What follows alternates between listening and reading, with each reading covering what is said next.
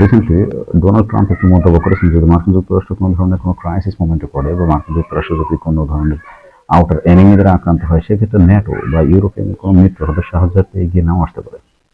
এই ধরনের সন্দেহ তিনি পোষণ করেছেন, যদিও ন্যাটো এবং ইউরোপের সাথে তাদের মিত্রতা আছে এবং চুক্তি আছে এবং ন্যাটোভুক্ত দেশসমূহের জন্য কালেকটিভ ডিফেন্স সেখানে অ্যাক্টিভেটেড আছে ন্যাটোর আওতায়। যদি এই কালেকটিভ ডিফেন্সের আওতায় যদি কোনো দেশ বহিঃশত্রুদের আক্রান্ত হয়, সেক্ষেত্রে প্রত্যেকটা দেশ নিজেদের উপর আক্রমণগুলো বিবেচনা করবে সেই আক্রমণকে, এবং তারা যুদ্ধে যাবে, সেই দেশের পক্ষে, আক্রান্ত দেশের পক্ষে যুদ্ধে যাবে। এটাই হলো চুক্তি, এটাই হলো কালেকটিভ ডিফেন্সের ধারণা।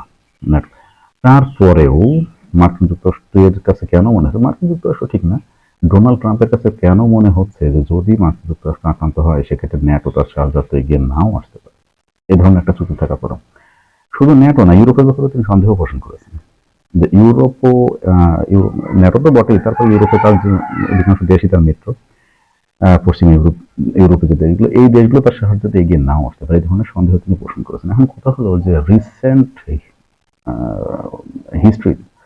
রিসেন্ট পাস্টে এই ধরনের কোনো ঘটনা কি ঘটেছে যে মার্কিন যুক্তরাষ্ট্র আক্রান্ত হয়েছে বা মার্কিন যুক্তরাষ্ট্র কোনো ক্রাইসিস মোমেন্টে পড়েছে, বাট ন্যাটো সেভাবে রেসপন্ড করেনি, বা ইউরোপে তার অন্যান্য মিত্র দেশগুলো ঠিক প্রয়োজন অনুযায়ী রেসপন্ড করেনি? এই ধরনের কোনো ঘটনা ঘটেছে? আমরা আজকে এটা একটু দেখলে বুঝতে পারবো মার্কিন যুক্তরাষ্ট্রের প্রেসিডেন্টের কথা আসলে হিস্টোরিক্যালি স্যাটিসফ্যাক্টরি নাকি আসলে তিনি হিস্টোরিক্যালি আনইনফর্মড একটা মন্তব্য করে ফেলেছেন। তিনি তো অনেক সময় হুটহাট করে মন্তব্য করেন সবসময়। আমরা 2001 সালে যে দেখি মার্কিন যুক্তরাষ্ট্রের টুইন টাওয়ারে সন্ত্রাসী হামলা হয়। যদি এটা সন্ত্রাসী হামলা কিনা সেটা নিয়ে প্রথমত আছে, বিতর্ক, কন্ট্রোভার্সি আছে। দ্বিতীয়ত, এটা কে আক্রমণ করেছে এক্স্যাক্টলি সেটাও সাবস্টেন্সিয়ালি এভিডেন্স না, একেবারে সন্দেহাতীতভাবে প্রমাণিত না। তারপরেও মার্কিন যুক্তরাষ্ট্র দাবি করে, দেখলেন that Osama bin Laden has done this work, so we have to hunt for him. এবং তৎকালীন মার্কিন যুক্তরাষ্ট্রের প্রেসিডেন্ট বুশ একটা বিশাল ফোন করে ফেলেন যে জলে, স্থলে, অন্তরিক্ষে যেখানে থাক মার্কিন যুক্তরাষ্ট্রের শত্রু, we will be always hunting for them.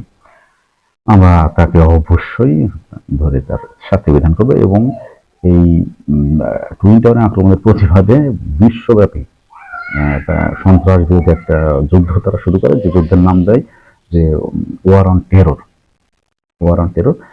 এবং এই অভিযানের অংশ হিসেবে তারা আফগানিস্তানে হামলা শুরু করে, যেটার নাম ছিল, ওই হামলার সাংকেতিক নাম ছিল অপারেশন এনডিউরিং ফ্রিডম।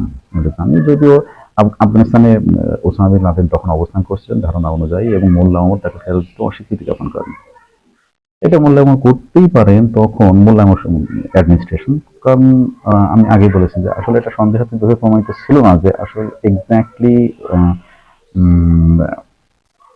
ওসামা বিন লাদেনই এই সন্ত্রাসী হামলা ঘটিয়েছেন। এটা সন্দেহাতীতভাবে প্রমাণিত ছিল না, সেই কারণে মোল্লা ওমর সরকার ওসামা বিন লাদেনকে আমেরিকার হাতে তুলে দিতে অস্বীকৃতি জানায়। এক পর্যায়ে অপারেশন এনডিউরিং ফ্রিডম শুরু করে মার্কিন যুক্তরাষ্ট্র আফগানিস্তানে, এবং এটা পরবর্তীতে বুদ্ধিভিত্তিক স্পেয়ার, আমেরিকার যে ইন্টেলেকচুয়াল স্পেয়ার, তাদের অধিকাংশ এটা স্বীকার করেছেন যে যুদ্ধটা আনজাস্টিফাইড ছিল, আনজাস্ট একটা ওয়ার।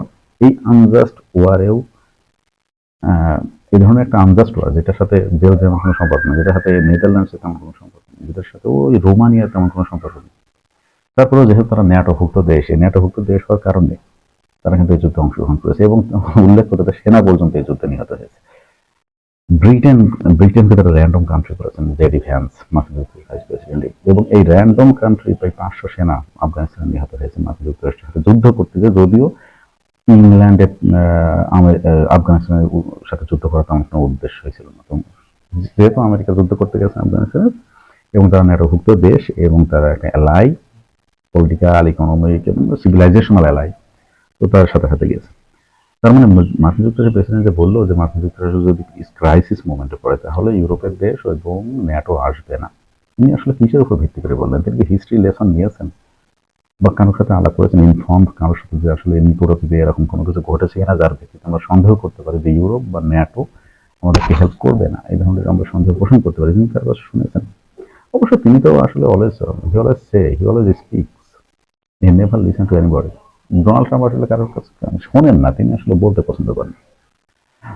তো আরো একটা উদাহরণ দিই, ইরাকে তারপরে মার্কিন যুক্তরাষ্ট্র সাদ্দাম হোসেনকে উৎখাত করার জন্য যুদ্ধ শুরু করে, এবং সাদ্দাম হোসেনের বিরুদ্ধে অভিযোগ আনা হয় যে তার কাছে ওয়েপন্স অফ মাস ডিস্ট্রাকশন আছে, মানে গণবিধ্বংসী অস্ত্র আছে এবং তিনি হিউম্যান রাইটস ভায়োলেশন করেছেন ইরাকে, ইত্যাদি ইত্যাদি। তার কিছু কিছু ক্ষেত্রে সত্যও ছিল, কিছু কিছু ক্ষেত্রে যেমন বায়োলজিক্যাল ওয়ার, কেমিক্যাল উইপন্স ব্যবহার করেছিলেন নিজের দেশের মানে কুর্দিদের বিরুদ্ধে।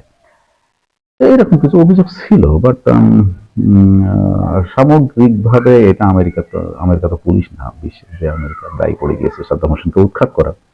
তো যাই হোক, এটাও একটা আনজাস্ট ওয়ার ছিল এবং এই ইরাকের অপারেশন ইরাকি ফ্রিডম, এই অপারেশনটার নাম ছিল, এবং এই operation Iraqi freedom Australia, Britain, Canada, Romania, Austria এই সমস্ত দেশ অংশগ্রহণ করেছেন এবং সেনা পর্যন্ত সেখানে আহত নিহত হয়েছেন।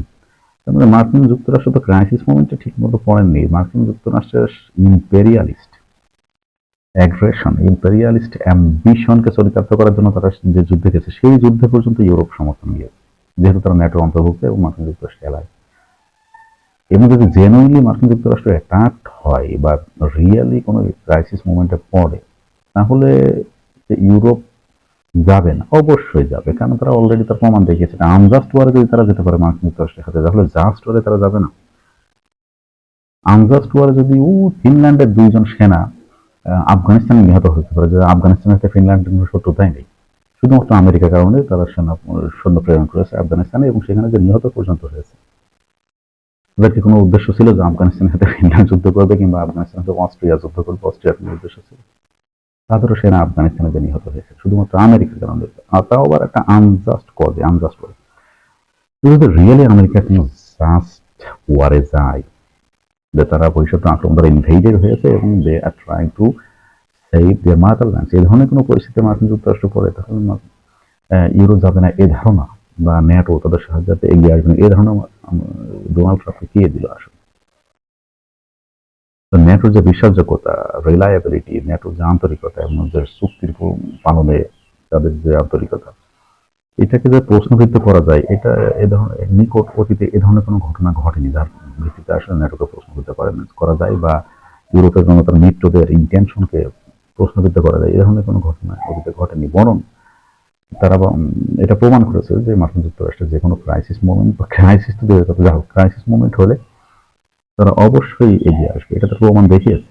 তারপরেও ডোনাল্ড ট্রাম্প সন্দেহ পোষণ করেছেন এবং বলেছেন তারা আমাদের সাহায্যতে এগিয়ে না আসছে। এটা টোটালি হিস্টোরিক্যাল, অনৈতিহাসিক একটা কথা, হিস্টোরিক্যালি আনইনফর্মড একটা কথা, একেবারে গাল গল্প।